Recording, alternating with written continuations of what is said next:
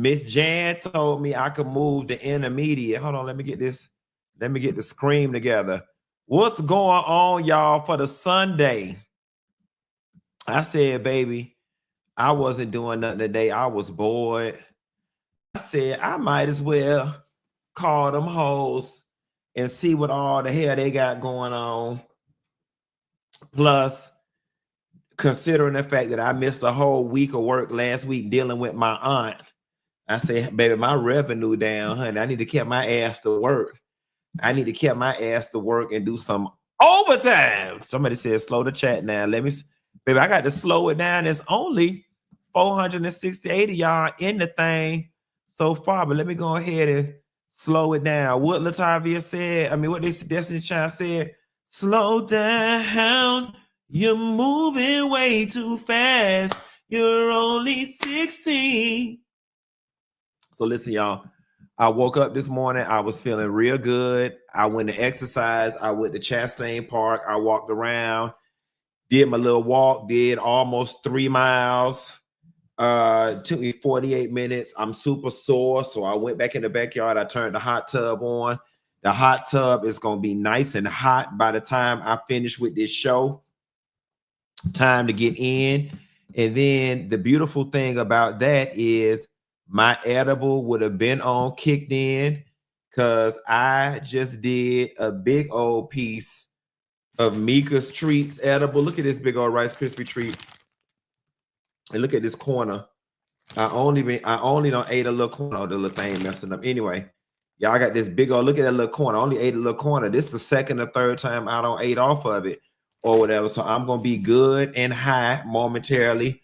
I'm out of white liquor. So I went down to my kitchen and I got me an old nasty. I cracked open that bottle of Maker's Mark and I got Maker's Mark and ginger ale in this cup.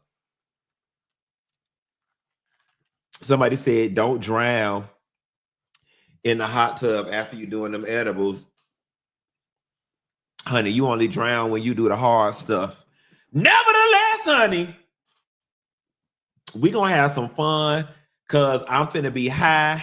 I'm finna be drunk. And because it's Sunday and I'm doing overtime, I ain't gotta be professional down to this job. Y'all getting whatever the hell come out of my mouth. And I'm glad that I can go ahead and do this first story before my medication kick in and I get to acting stupid down to this thing.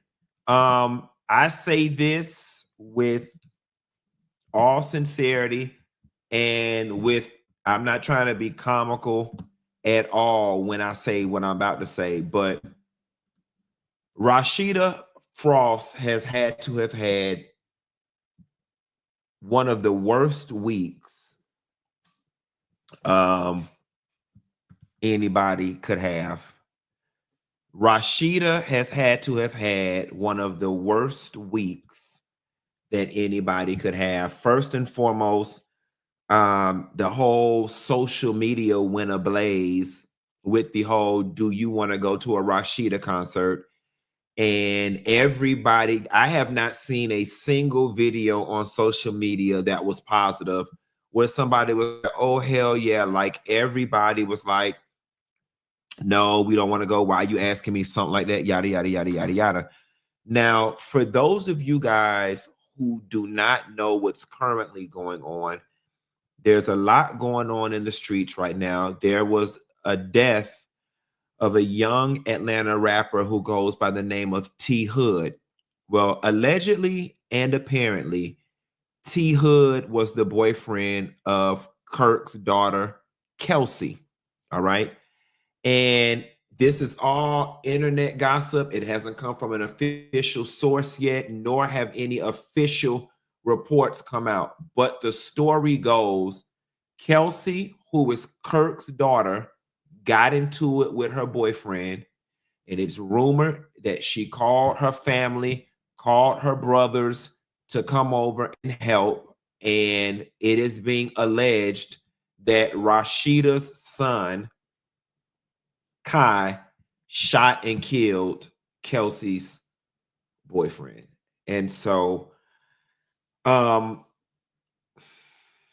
again, without us having any official reports, here is what we do know. We know that T Hood is dead. We know that Kelsey is online trying to defend herself. She's steady saying, I didn't call my family. I didn't call my family. I didn't call my family. Me and him was fighting. I'm a girl. Me and him was going to be back together the next day. I'm mourning too. I'm not responsible for this. I did not call my family. And allegedly and supposedly, Rasheeda's youngest son at the moment is in hiding. And again, this is all stuff that is being said on the internet. It has not come from an official source yet, but something happened, and it is reasonable to believe at this point in the game that Rasheeda's son Kai is somehow involved in a shooting involving his sister's boyfriend. And this is horrible. Me and my boyfriend were talking about it, and we were just talking about how fellas, sometimes we got to be real careful because these girls will get you messed up. Okay. And I know I always talk about it from the lens of the gay boys need to be careful with fish. But real talk, this is how reckless black females, this is how reckless black females can cause grave harm to their fathers, uncles, and brothers by getting them involved in their bullshit. Okay. Now, again, I am going to reserve most of my commentary until we get some hardcore facts. But the overarching point is for all of my fellas, y'all make sure y'all know what the hell going on before y'all run to the aid of these females. Before y'all run to the aid of these females, make sure y'all know what's going on, because here is the thing. Without even knowing the details and just reading what I have read from Kelsey, and I'm paraphrasing here, Kelsey got on immediately and she was posting something to the effect of, even though people told me to stay quiet, I'm not finna be quiet. I'm finna clear my name. I didn't call nobody. I didn't call my family. I didn't tell nobody to come over here. I'm mourning too, and y'all not finna put this on me. Honestly and truthfully, the simple fact that a young man is dead, and that was the angle by which you chose to post your commentary, that's exactly what you did. That's exactly what you did. And now you feeling bad, and now you feeling horrible. That's exactly what you did. That's exactly what you did.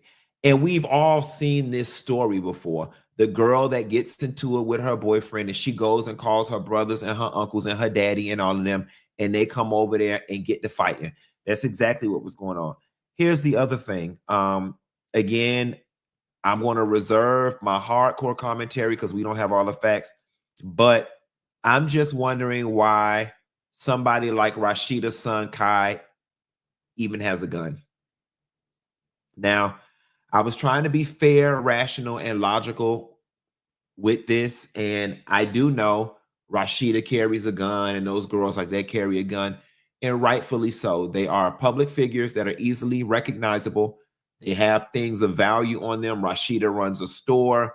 You know what I'm saying? I can understand many and most celebrities having a gun. And maybe there's a world where I am the child of a celebrity. My parents taught me to carry a gun to protect myself. You know, I think it's very reasonable for all of us to assume that Rasheeda's son Kai does not come from a gangster background. Your parents were good and comfortable during your upbringing, and you were raised safe.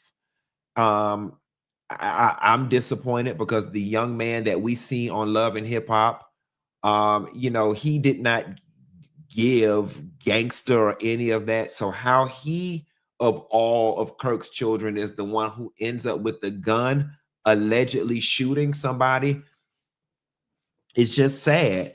You know what I'm saying? I hate to throw other people in the mix, but you know what I'm saying? It's just God forbid, but this feels like the type of shit that T.I.'s son King can accidentally get caught up in if he's not careful. This undying whatever our black boys have to prove that they so street and they that nigga in the street and I shoot a nigga about, because I know that in this moment, wherever this young man is, wherever Kelsey is, wherever the family is, I know that in this moment, they all wish they had a time machine and they could rewind those 3 seconds before this incident happened and chose differently. I know Kelsey is wishing she could rewind and not make that distress call. I know Kai is thinking differently, wishing he could rewind and either not picked up the phone, not went around there, not got involved.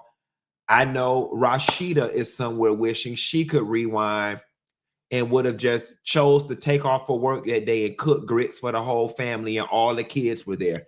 I know that everybody involved in this situation wish that they just had 3 seconds to rewind the decisions that they made. Melissa Doez said, to be honest, black boys are their own enemy and they choose to fight with guns, yet they use their hands to fight women.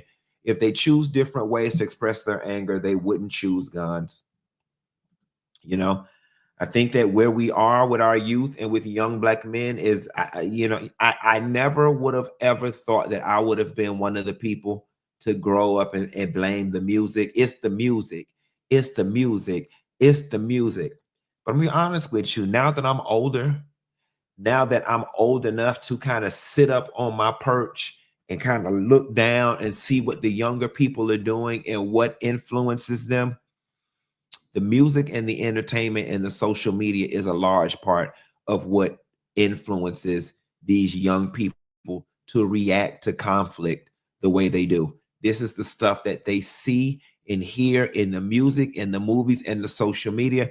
And it's something about their young brains that don't process that shit in the media is just fun and games, but you do it in real life and you going to jail.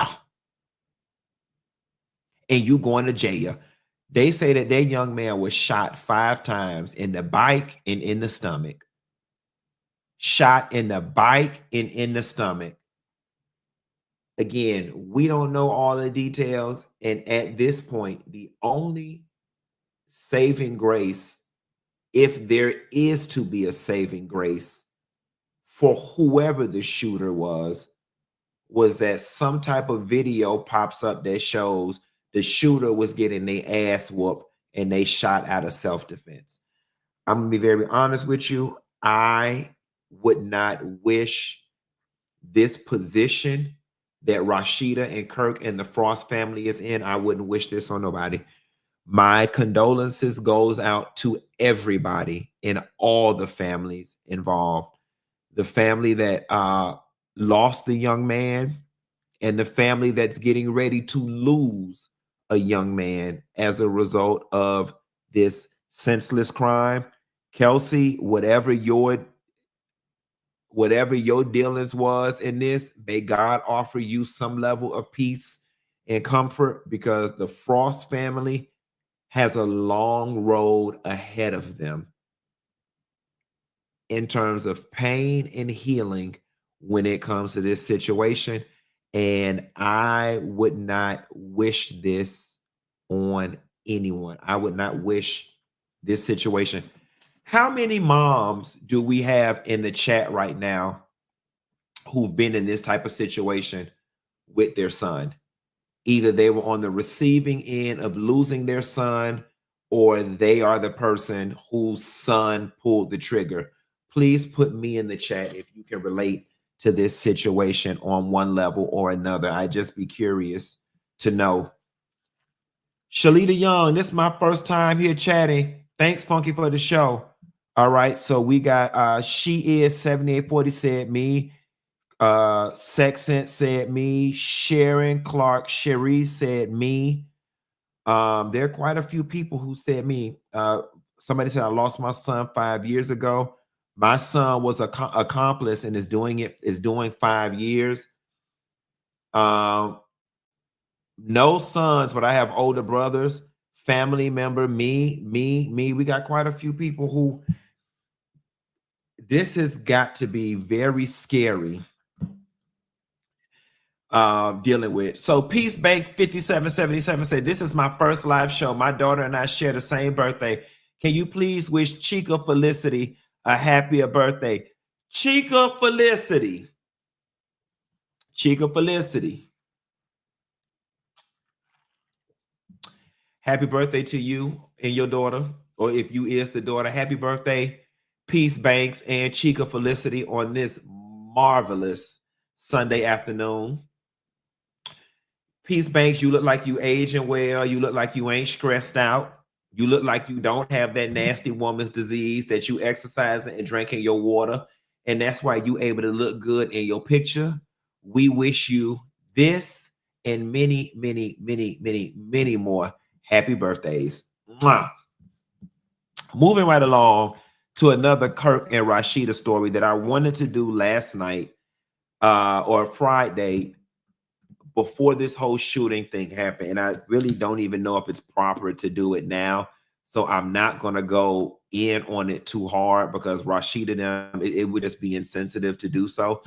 But I wanted to address the clapback that Rasheeda gave Kirk and Rasheeda. So Kirk and Rasheeda posted Rasheeda's monthly listeners on Spotify and showing how well her stuff is doing in comparison to K Michelle's numbers on Spotify. And, you know, to be honest, if you look at Rasheeda's numbers and streams on Spotify, they are impressive.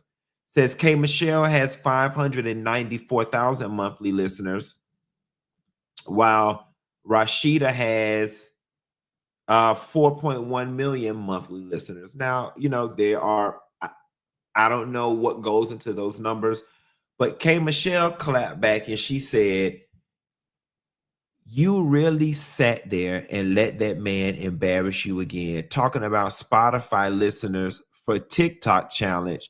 Crazy. I got 4 #1 Billboard albums, 2 platinum records, 5 gold records, and just got off stage as I have been for years. You want me to keep going? This music discussion ended before it started, just like your comical rap whisper. Everyone knows that you're not a talented lady. Don't deflect. This is about mocking a woman's abuse for years and being the ringleader of the bashing me circus. You're most known for the longest running fool on TV. You got the karma you deserve. Now I'm going to sleep. I have another show tomorrow. You know, yeah. I I listen. I can't do anything but agree with the first part of this statement, which was you really sat there and let that man embarrass you again. As much as I don't even want to do this to Rasheeda during this moment, who in y'all household remotely thought it would be smart to make any level of musical comparison between Rasheeda and K Michelle? Now listen, y'all, this is when self-awareness becomes paramount. This is when self-awareness becomes paramount, because I wouldn't have gave a damn what the Spotify said. And to K Michelle's point, she pointed out that, you know, yeah, you get a lot of Spotify streams, but I guess because of the TikTok. In what world, by any gradient of measurement, would anybody in the Frost household think that Rasheeda has a more illustrious music career than K Michelle? I just wouldn't have did that. I wouldn't have did it. Even if I did not know, and I didn't even know K Michelle was that decorated. What I do know about K Michelle is that at any given point when I turn on my radio, I do hear some of her music. At no point in my life have I ever turned on my radio and heard any of Rasheeda's music. I probably would have left K. Michelle alone when it came to musical accolades, and I probably would have talked about something else. I would have made fun of her feet.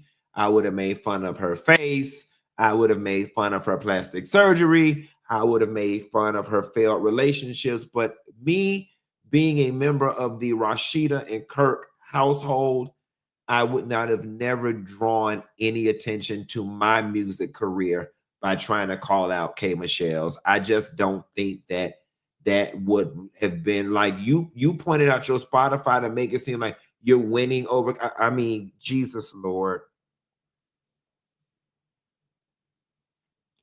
These people are going through a lot, so I'm just going to move on from this because they've got bigger fish to fry, and we all have got bigger things to worry about. Moving right along, and we're gonna stay in the rap category. Kash Doll broke up with her brother. This is my first time really paying attention to Zarius Smith. They look like they could be related. Look at the lips and look at the mouth. So K. Michelle put, I'm K. Michelle, Lord have mercy. Kash Doll put at this point of my life, I just need to be single. Zarius is a great guy, but we can't see eye to eye. And with all due respect, we decided to part ways. I'm giving the internet a break too, so I'm done with y'all right now. You know,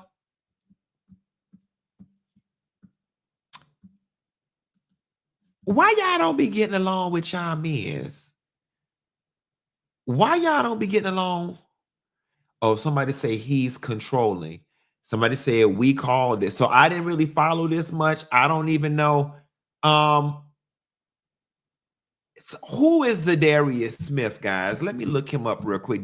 Does he do something? Is he somebody? I'm not really sure. Oh, he play ball. Okay. Didn't even know. Okay, he play ball. 32. He's 32 years old. Kash Doll is 45 years old. So it's almost age appropriate or whatever. I'll say this. They looked good together. But she said they just can't see eye to eye. Well, listen, if you can't see eye to eye, then it's time for somebody ass to fly. So, okay. Is this who she had a baby from? Just had a baby. I don't know why she thought it would work out. He definitely gave controlling. But that girl is not 45. Shit. If Kash Doll ain't 45, bitch, I'm Britney Spears. Okay. My edible kicking in now. What it say? Hold on, what it say? I'm glad she let it be known he's a great guy. I think some women like her enjoy the hood dudes. Hopefully he will find somebody else. Here's one. Are you sure he's controlling, or did him sticking up for her and her child against the trolling, cheating little baby daddy and cause more issues for her? He told her she couldn't wear weave or makeup. Yeah, like now you know what's funny. So here's what's sad about that. These men really do get with some of these women sometimes, and they want to dumb them down to a place where they can control them and nobody wants them. See, I want to tell you what's sad about little boys, and I'm not saying this is about him because I don't know the ins and outs of their relationship, but I'm just responding to what somebody said about the weave and the makeup situation. If this is the wrong person, somebody said, yeah, he is controlling. After I heard the makeup story, they see the image of Kash Doll and women like Kash Doll or successful women in corporate. They see the dolled up, glammed up boss bitch image. And that's the person that they go after. And that's the person that they want because it gives them points and clout and social status with their boys. You become the shit because you pulled a Cash doll. You become the shit because you pulled a Cardi B. You become the shit because you pulled a whoever. Then when you get with this woman, you realize she's too much woman for you, and that you're used to these little girls that you're able to manipulate with the fact that you got money and you got the lifestyle. And somebody like her is like, I've been had money, I've been had the lifestyle. And now you actually have to come to the table and do the work of showing up as a full-fledged grown-ass man. And it becomes too much for y'all. So then you want to begin to pick these women apart. And I don't want no weave and I don't want no makeup. Like, how do you even fix your mouth to say that to a woman whose entire money-making scheme is predicated upon image? She can't even make her money without the physicality that you were attracted to and that you're trying to strip her of. Why? Because you would enjoy reducing her down to one of those girls who needs you and is impressed by your money so you can easily control her. Let me explain something to you, ladies. And I want y'all to hear me clearly. For any of you ladies out there that might be struggling with this, with any guy that you date. I know that I'm a gay man. I know that by some people's standards, I'm less of a man, and that's their problem. Even in being a gay man, I am here to tell y'all, I'm a grown-ass man in these MF streets, okay? Money on fleek, investments on fleek, lifestyle on fleek, mindset on fleek. When you are a grown-ass man, it's not work to be grown, it's just who you are. And to be honest with you, you don't want nobody around you who ain't no grown-ass woman. And you don't want nobody around you who ain't no grown-ass adult either. When you truly grown for real, it's not a chore. It don't feel hard. It don't feel like I'm doing something unnatural. It don't feel like it's not my character. When you grown, it's just the way. Grown is as second nature as breathing. And so the fact that men like him have a hard time being grown, when grown is as second nature as breathing, they're little boys. They're just simply not ready. They're little boys who just simply are not ready. When you a grown ass man for real, it's just the way you walk.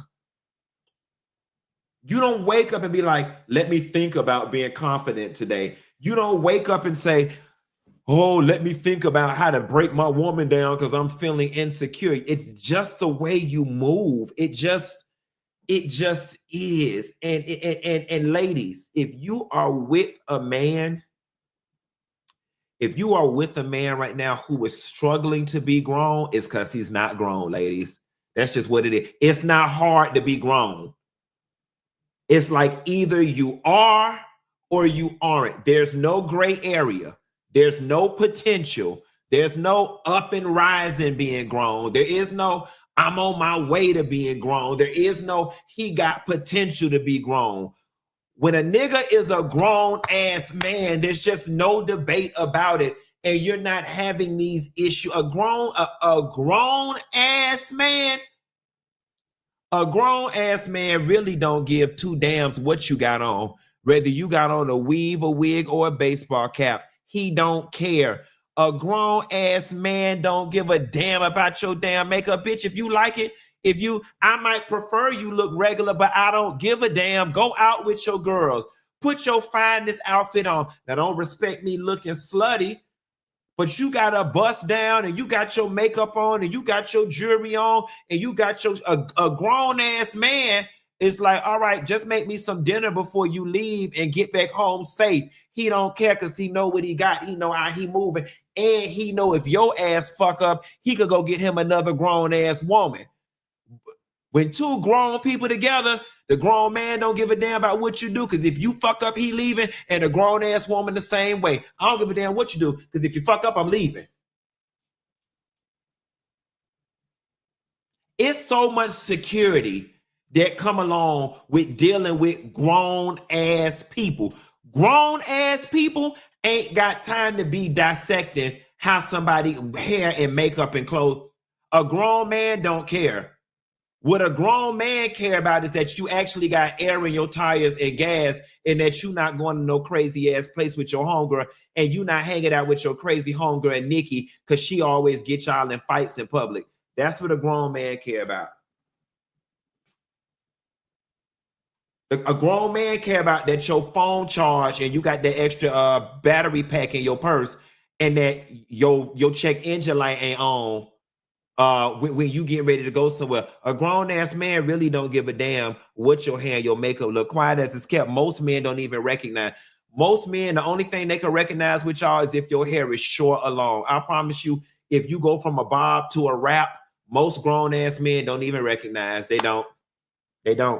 Most grown-ass men, if you got on a purple lip or a pink lip, you got on pink eyeshadow and blue blush, I promise you, you look the same to them on Friday as you did when you did your makeup on Wednesday. They really don't know. They grown.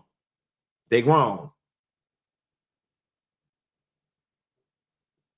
So if you dealing with a nigga that got the time to pick apart your weaves and your makeup, you not dealing with a grown-ass man. And if you dealing with him, you ain't a grown-ass woman. I'm just saying. I'm just saying. I don't want you wearing, and especially when a man tries to strip you of the things that are mandatory for you to be able to make the type of money that you need to make. Now I want to tell you something. You walk into my life and you ask me to stop doing something, and the thing you're asking me to stop doing affects how I make my money, then you need to be able to put me in a position 2 times over from what my money was doing. I wish a nigga would walk. I'm just use me for case in point. Let's say, for instance, hypothetically, I meet somebody and they tell me, oh, I don't like when you wear them wigs and them lipstick and stuff on your book. Okay, well, take me out the situation then.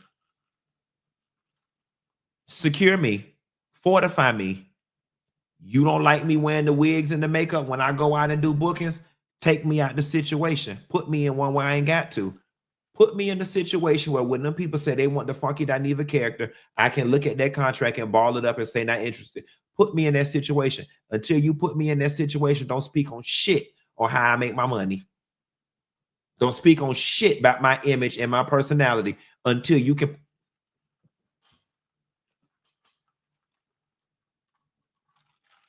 Put me in position. I'll leave all this shit alone. Put me in position. I'll be your lover and your secretary, working every day of the week. 11 years, baby. Call me Bernadine. Put me in position. I'll be Bernadine. Walk up in here. Be able to do it 2 times over. Let me know that it's long term, that it's coming in. I ain't got to beg and ask and penny pinch. Put me in position. And if you can't put me in position, leave me alone. If you can't put me in position, leave me alone. Leave me alone. Leave me alone. Leave me alone. Leave me alone. Moving right along. And speaking of somebody who need to leave it alone, Diddy. Y'all. Diddy, it's been rumored that Diddy is planning to counsel domestic violence abusers, and it draws backlash from Cassie and other accusers. Diddy reported plan to counsel domestic violence abusers after his release is being met with outrage by his accusers. This is utterly preposterous, said Douglas Wigder, who represents Diddy's ex-girlfriend, Cassandra Ventura. Another alleged victim told Rolling Stones, how are you going to counsel someone when you haven't even done the work on yourself? This is manipulation at its best. A third accuser added, it's a mockery of the system. Now, listen, I don't know. The backlash comes after Diddy's lawyer, Alexander Shapiro, told Business Insiders that the music mogul wants to work with programs to help prevent domestic violence. Now, listen, we all know that this is nothing more than a PR stunt. I'm going to tell you something. Do I believe people can change? Yes, I do. I do believe that extreme circumstances and almost losing your life and almost losing your freedom is enough for people to change. However, um, they're saying that Diddy was supposed to be counseling other domestic abusers. I'm going to be very honest with y'all, just from the little bit that I know about human behavior. Um, Diddy, you haven't been a non-abuser long enough to be counseling anybody. Diddy, you have not been in another string of relationships where your temper got to the top and you had to practice ways of not getting physical or not getting abusive with another person. All of this that we're getting from Diddy right now are these telling the people what they want to hear to make you look like a model citizen. And the thing about it is, and your attorney, you're actually making it worse. Like, I think the more you be quiet, the more we kind of just tend to kind of forget and go on with life. You've gotten off. How about you just leave it at that? And then, like, the next time we see you, you're just doing something great. Stop talking at this point. Stop talking. After the heinous things that we've seen on video, the things that we have heard, and the things that have come out of this court case, not to mention with the over 2 decades of ego that we've witnessed from you, nobody's believing any of this, Puffy. Nobody's believing it. Nobody's believing it. Nobody's believing it. And I'm going to take it a step further and let you guys know, nobody changes that quickly. You don't go from being an egomaniac the way Diddy was to all of a sudden, oh, I've learned my lesson. I've learned my lesson and now I'm ready to counsel other people. That's just not how it works. That's not how it works. And I honestly think when it comes to men with money, that the learning period is even longer. And I'm going to tell you something. I would not be surprised if deep down inside that Puffy is still not carrying that God complex, because for everything that it's worth, he got away with it. Even the sentence that he got on one sick level or another is reinforcement that, nigga, I'm Diddy. He got away with it, guys. He got away with it. He got away with it. So now I don't think you're ready to counsel anyone, Diddy. You're not out of it long enough. Now, if this was 10 years down the line and we've had an opportunity to truly witness and experience and live alongside a changed man, then maybe I would be more prone to listen to this. But it's one person I'm for damn sure never listening to, and that's a desperate man. Diddy is a desperate man right now. A desperate person will tell you anything. That's just like somebody who about to get evicted and ask you to borrow rent money and say, I'm going to give it back to you next Friday. They're desperate. That's what they're supposed to say. They're about to get evicted. And then next Friday come around and you don't never hear from them. When somebody is desperate, they will tell you anything to get what it is they want. And I'm not calling desperate people bad people. It's just survival. But when a person is desperate, they will do and say anything, even if they don't mean it, in order to survive. And that's what he's doing.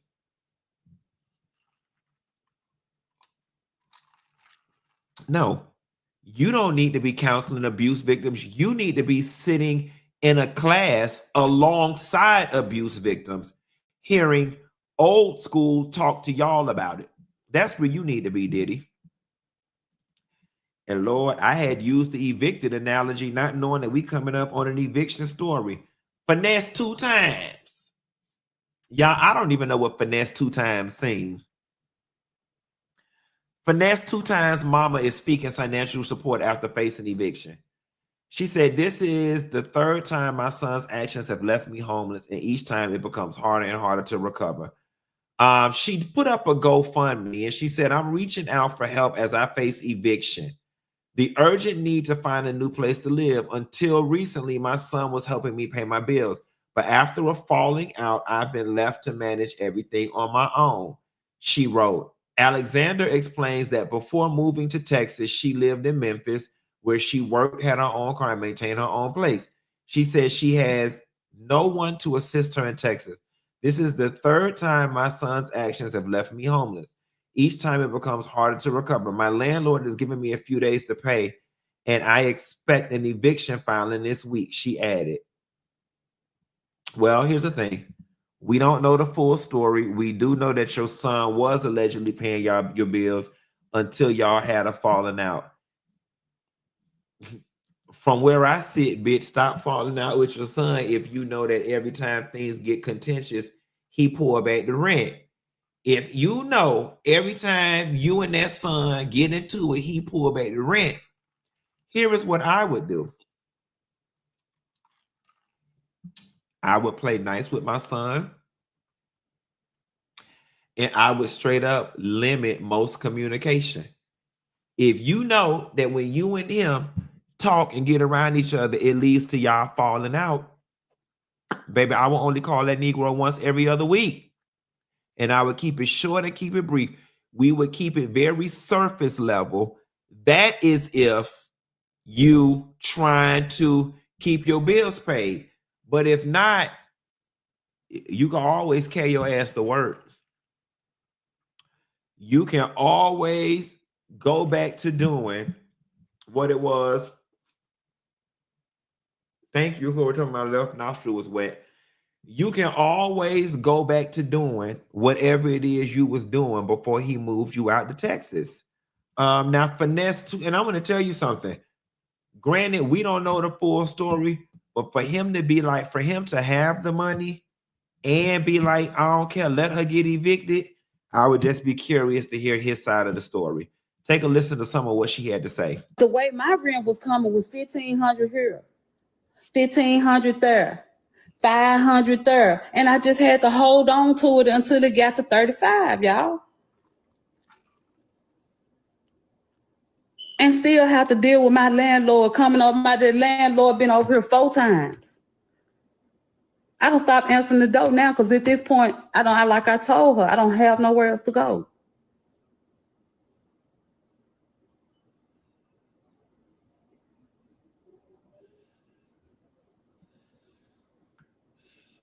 I don't have nowhere else to go. But I'm going to let him know this. When I walk out this door and I take my last box up out of here, that man he never got to worry about me no more. But the way So she said the way it was coming in, 15 here, 15 there. I ain't gonna lie to you. If her rent 3,500 and he piecemealing her rent like that, it suggests to me that he ain't even got it like that, quiet as it's kept. But Raven 2Q3006 says him pulling back the rent is what you call financial abuse. He didn't want his mother to work. He told her that he would pay the rent. And just because you fall out with your mother doesn't call for it. Raven, I actually agree with you. You don't do people like this. You don't do people like this. And I have another rule. I never have to worry about me no more, y'all. That man don't care nothing about me. He don't love me. And I keep ignoring it. I'm gonna tell y'all another rule of mine. And I'm gonna tell y'all another rule of mine. This is just me. If you come into money and you have the ability to help your family, don't you ever put your family in something they can't afford to maintain on their own. Don't you ever put your family in something that they are unable to maintain on their own. All right. I was going to buy my auntie a house a long time ago. But the houses in Carol City, the houses in Miami Gardens, they have spiked so much. Like at the time when I was going to buy her a house the first time, I think my auntie was paying $1,400 or $1,500 a month in rent. And I was going to try to buy a townhouse in the same community that she was living in or whatever, and just let her live there and let her continue. When I ran the numbers or whatever, the houses in the area had appreciated so much that the rent would have been, you know, $2,300, $2,500, the mortgage on the house. And I knew my aunt couldn't afford that on her own. And I just kept telling myself, what happens if I put this lady in this $2,500 house and something happens to me and now I can't pay no more? Now she gonna be put out on the streets, and I couldn't live with that. Or if stuff got funny and I ain't want to pay no more, you know what I'm saying? Or my aunt got to talking big shit like she tend to do sometimes, and I decided to wash my hands and be like, you know what, next month you on your own. She need to be able to pay it. And so it don't matter how high on the hog you may be living, your family and friends, if you're gonna help them out, don't feel guilty. They don't have to live on the same level you living on. They don't. The simple fact that you put them in something new or fresh at the level by which they could afford, that is good enough. Don't you ever, and ladies out there and families out there, don't you ever let nobody put you somewhere you can't afford to carry on your own. Because in that moment, you are setting yourself up to be abused. You are setting yourself up to be abused. You let somebody put you somewhere you can't afford to do, they come in the house and slap the shit out you. Where you going? You go through the phone and find out he messing with Tanika and Shalonda and Sharon down to the job. Where you going? Where you going? What you gonna do? What you gonna do? What you gonna say? That man had no came home and brought you crabs. What you gonna? You gonna have to be on the phone with your friends talking about, child, well, I mean, it's just crabs. Like, I'm gonna give him one more chance. It's just because you can't go nowhere because you stuck, bitch. Because you stuck. Now, if we talking about your husband or your wife, that's a different story. That's a different story. You got some paperwork. You carry that bitch down to the courthouse and make that bitch continue to pay and put you in alimony and keep you in the lifestyle by which you become accustomed. But when we talking about sons and daughters and family members and friends and boyfriends and acquaintances and sugar daddy and sugar mama situations, don't you let nobody put you somewhere you can't afford to pay on your own. Don't you let nobody put you nowhere. If a man come into your life right now, daughter, and he not your husband, and he want to take you up out your apartment and put you somewhere, you better do one or two things, bitch. You better pick you out an apartment that will stay in the price range of the one that you currently in, that you can continue to pay on your own. Or while the getting is good, you better stack every damn dime that MF are giving you for when the day comes that he show his ass, because they all show their ass, that you not assed out. And that leads me to another thing. When these men be giving y'all money, stop going and spending it all, dumbass. These men be giving y'all money, stop going and spending it all so you can look like somebody in front of your homegirls, dumbass. Let me tell you something. The biggest flex is not having to work, okay? And you don't have to work by saving your money. When that nigga get to talking to you crazy and it's time for you to leave, girl, you better have 3 or 4 months worth of money. That's enough time for you to find another nigga if that's how you make your money. If you make your money by dating niggas, then don't be no dumb one. Don't be dumb, bitch. Don't be living paycheck to paycheck. If you sell puss in personality, have some money in your purse. If you sell puss in personality, have some money in your purse. For every 1,000 a nigga give you, 500 of it better go in the bank. Please don't be no fool, ladies. Please don't be no fool. So when he get to talking to you crazy, because I'm going to tell you something.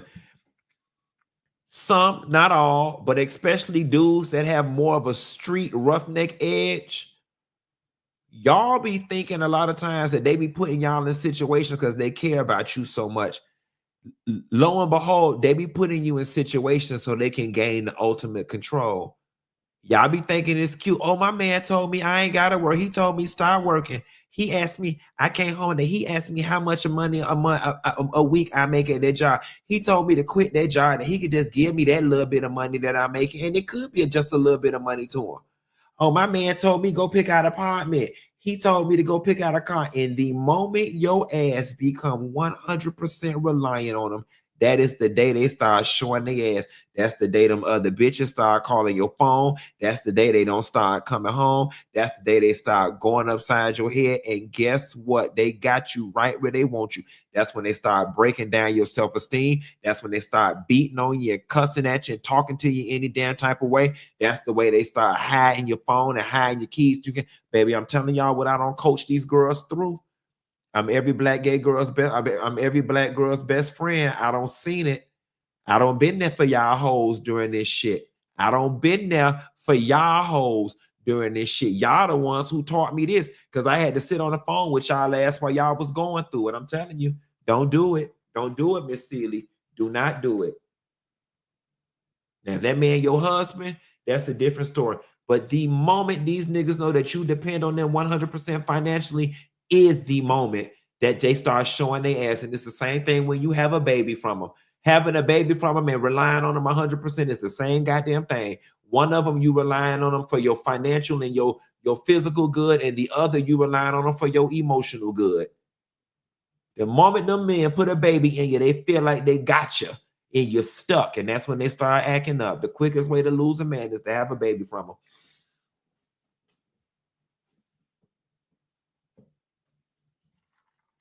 And that whole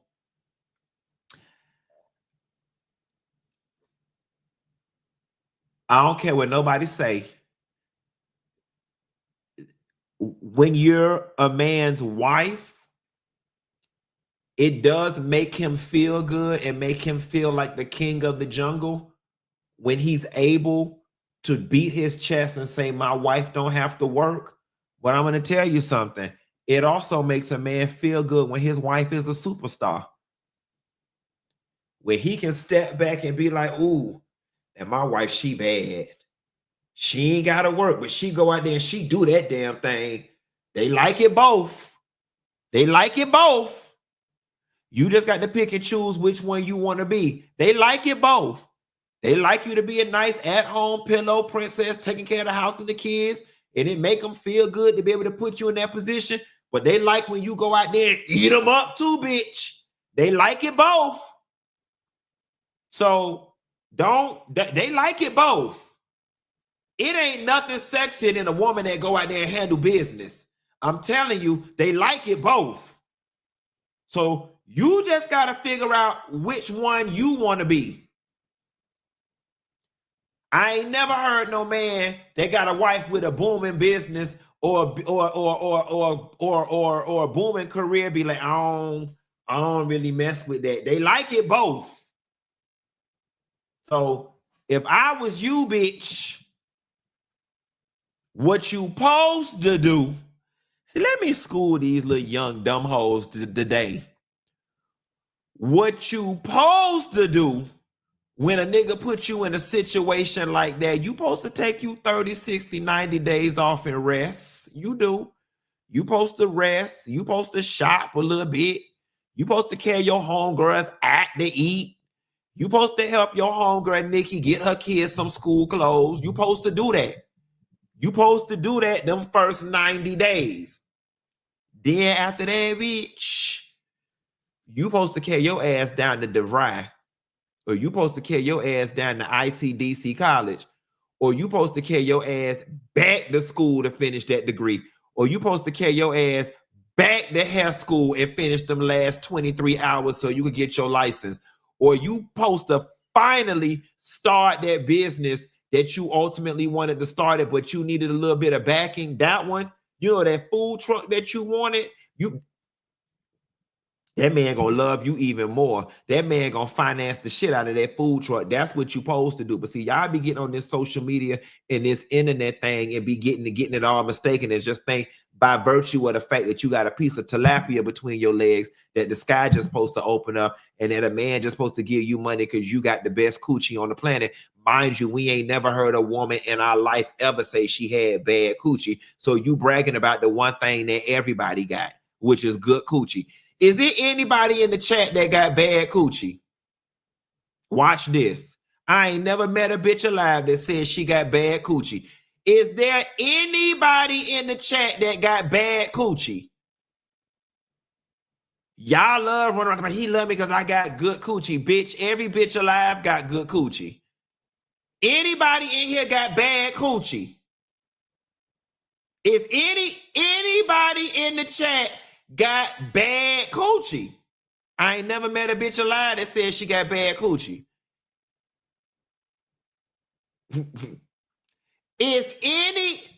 I'm not moving on until somebody tell the truth.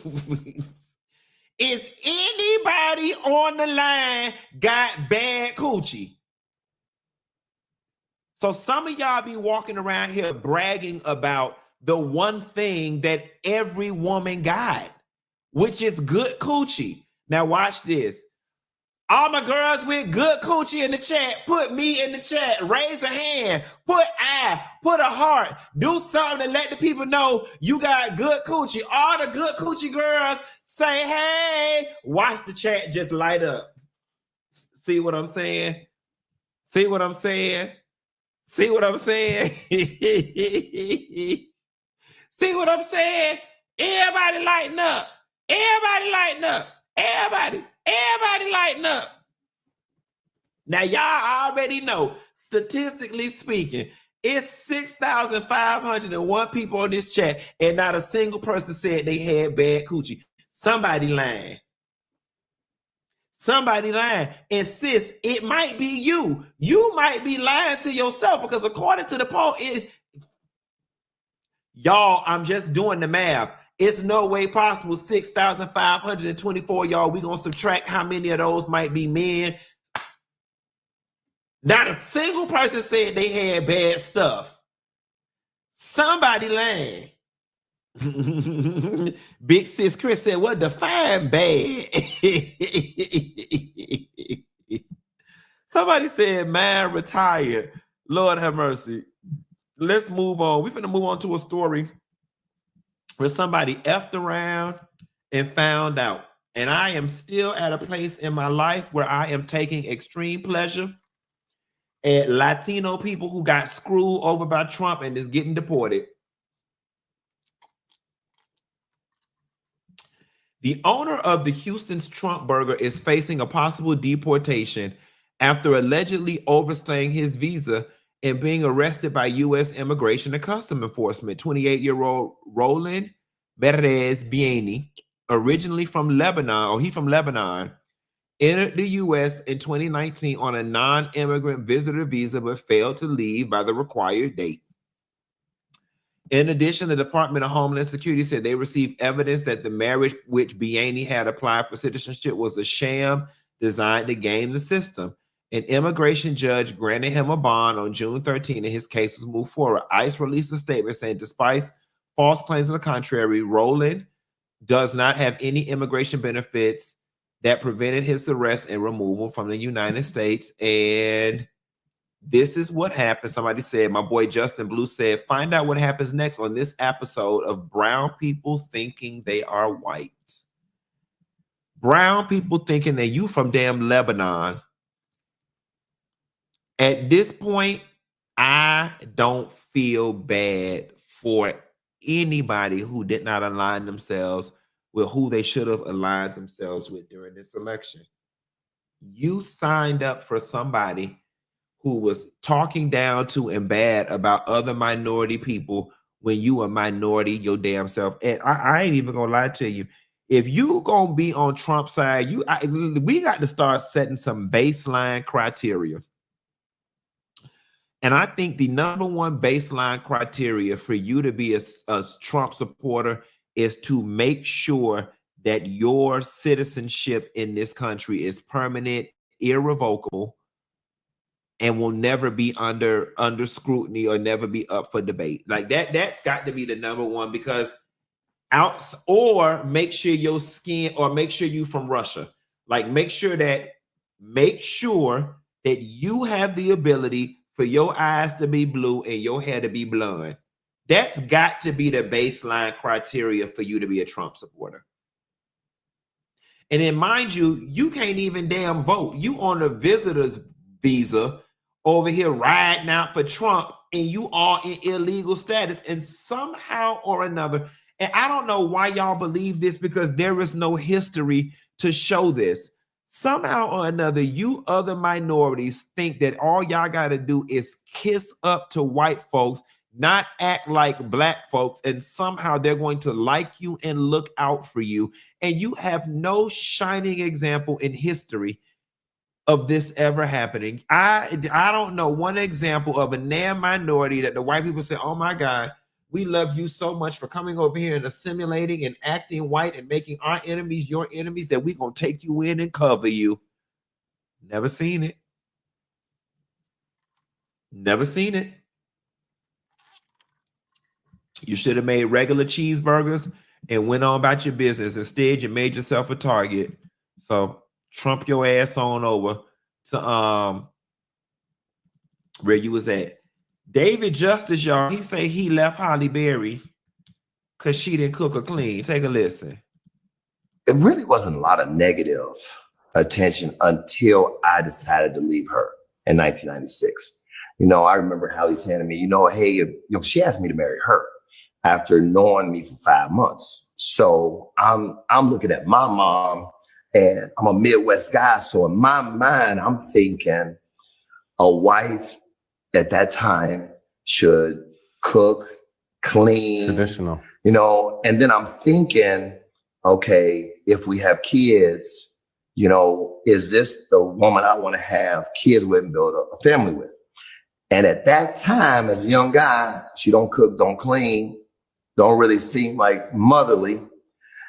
And then we started having issues. It really wasn't a lot of negative. So here's the thing, David Justice. Again, going back, first of all, I didn't like this at all, because it's giving irrelevant. And now I'm going to make it a point to try to cast some unfavorable light upon Halle. She asked me to marry me, trying to make her out to be thirsty and whatnot. Now, there's one thing that he did say that resonated with me, and I need to study it a little more. He says that she allowed him to take the fall for the whole abuse thing when she asked him to marry her after 5 months, and clearly after that came out, whatever. I got to do some more research on that. But here's the thing, going back to my earlier conversation when I did the Kash doll story, you do not get with Halle Berry and expect her to cook and clean. You don't get with Halle Berry and expect her to cook and clean. You wanted all the benefits that came along with saying you snagged Halle Berry, and then you want to relegate her to a housewife that cooks and cleans. You can't have it both ways. You can't have it both ways. And I'm sorry, if I was Halle Berry with the level of money that I was already making, and with the lifestyle that I've already created for myself, I'm not cooking and cleaning. Why should I? I'm going to be very honest with you. There are certain people, men and women, who enjoy the act of cooking and cleaning, but it's also far much more enjoyable when you're doing it because you genuinely want to, when you want to do it. But when it's thrust upon you as this is your family chore, it's your responsibility to do this, don't nobody want to do that shit. Don't nobody want to do it. Y'all come home and cook and clean for y'all children and y'all husbands and y'all wives.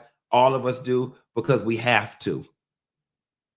because we have to. And I'm pretty sure if I gave each and every one of y'all a gift card for a free personal chef for the next 9 months, y'all would be doing backflips to get it. Now, there are people out there who love the art and the act of cooking for their families, and that's fine, but that's very few people, especially most people that work. Especially most people that work. I think it's dumb as hell to expect. I think that rich men and rich women can be nurturing in other ways. But you can't expect a Halle Berry, a Kash doll, a Angela Bassett. You can't expect a woman like that to be your lover and your secretary working every day of the week. That's ridiculous. And why would you want her to be? If she was my girl, I would want her to continue being Halle Berry. And I got David Justice money. You got Halle Berry money. Shit, our flex gonna be bitch. We got Matilda ass here, baby. We got a five-star Michelin chef nanny lady named Matilda. Matilda cook any damn thing we want to see. Some of y'all get so hung up on this cooking and this cleaning thing that for me, just as long as the shit get done, I really don't give a damn where it came from. Okay. Now, if he would have said she couldn't facilitate the house being clean and feeding us, then he'd have 2 legs to stand on. If he would have said she couldn't facilitate making sure that we were seen after, then you've got 2 legs to stand on. But we're trying to make Halle Berry cook and clean. I'd be too busy trying to make Halle Berry F-U-C-K, if you know what I mean, baby. Cooking and cleaning would have been the last thing. The last thing I would have been, baby, listen. Cooking and the cleaning, we'd have been too busy hunching to eat. Quiet as it's kept. That would have been a non-issue. It would have been a non-issue. It's our second to last story.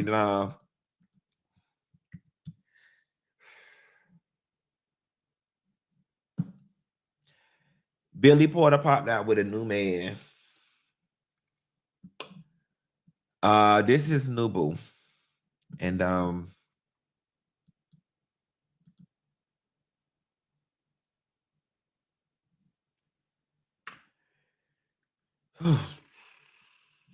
y'all see it?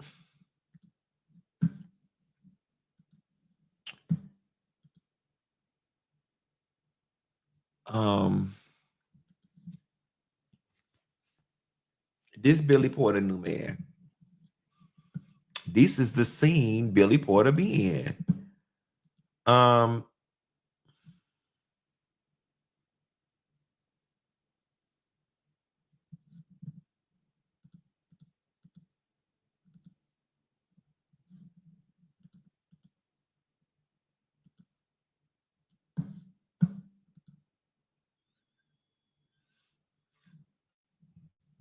Can I say something?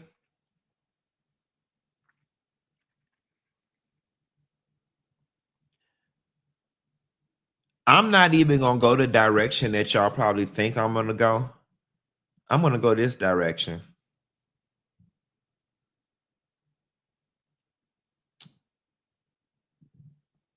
The trauma is real.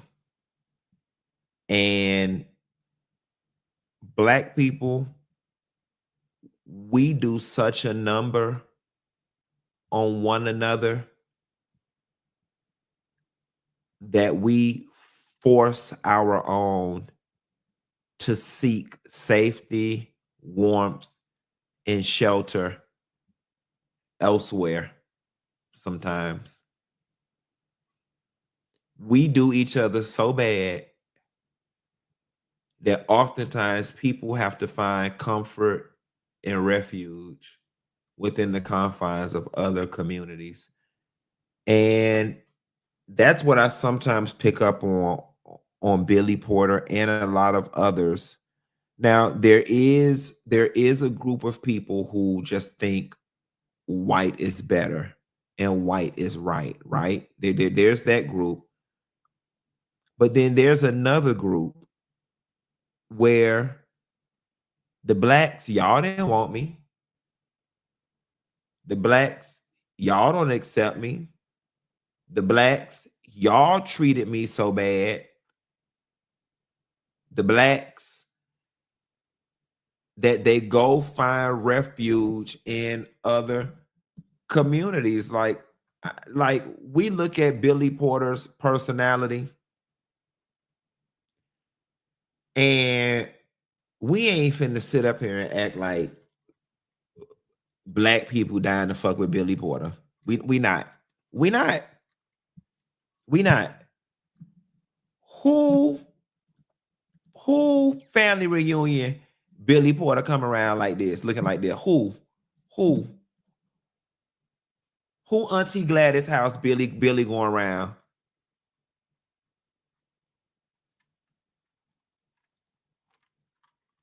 Now,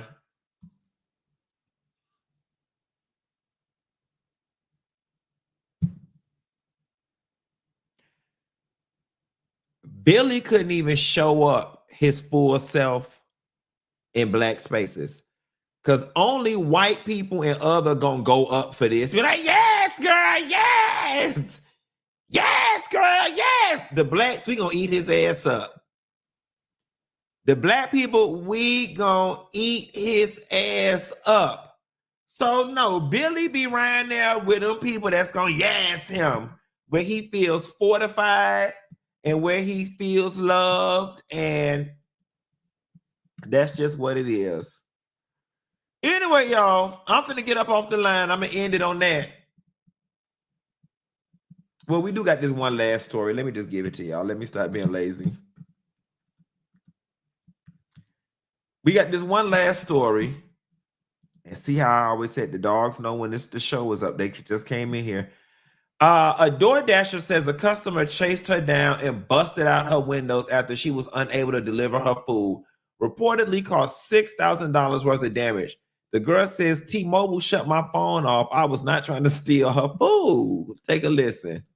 5 minutes, T-Mobile cuts my phone off. I'm shocked. An overdue bill caused her phone to stop working on the way to the customer's house. We pull up to the location, but the address will not load. With no luck, Morris says, feeling unsafe, she returned home. Now on Wi-Fi, she tried to explain what happened. All of a sudden, I'm getting text messages from the customer saying that I'm stealing their food. Minutes later, that hangry customer appeared at her door. They picked up one of those bricks right there, and they threw it on my windshield. Morris watched the whole thing from a window. Milwaukee police say charges are now being referred to prosecutors. The only appetite the single mother has left is for stiff justice. I'm at my wit's end. I don't know what to do. Ben Handelman, Fox 6 News. Now, Morris believes the customer tracked her down through the DoorDash app, and Morris says she didn't show up alone. A second car was with her. She says the woman caused $6,000 in damages, and as of tonight, charges have not yet been filed. And within... Something is off with this story. Something is extremely off with this story. I order Uber Eats, Instacart, and Postmates at least 2 times a day. There is absolutely no way through any of those apps that you can track the other person. I have absolutely no way of finding out where any of my drivers and stuff are. I'm really confused, and I'm confused that the news didn't push harder at that. There is the apps go out of their way to help maintain the safety of both parties. She kept saying I kept getting all these texts. I wrote that off to maybe she was getting a bunch of alerts through the app or whatever. But how that woman found your address, now if you're telling me she followed you, I can understand that. You can track. But no, she couldn't track. The app shows where the driver is. Right. But it would seem to me if she got back home and got under the Wi-Fi, at that point she would have ended the I don't know. And the person who followed the DoorDash person to come confront them about the food, the whole point of ordering delivery is so you don't have to leave your house. At the point in which your ass got into the damn car, you really could have just reported your food missing on DoorDash and went and got you whatever you wanted to get. Anyway, this is too much for me to try to decipher on the Sunday, y'all. I'm finna get up off the line and go get in my hot tub, and I'll call y'all hoes later. Bye.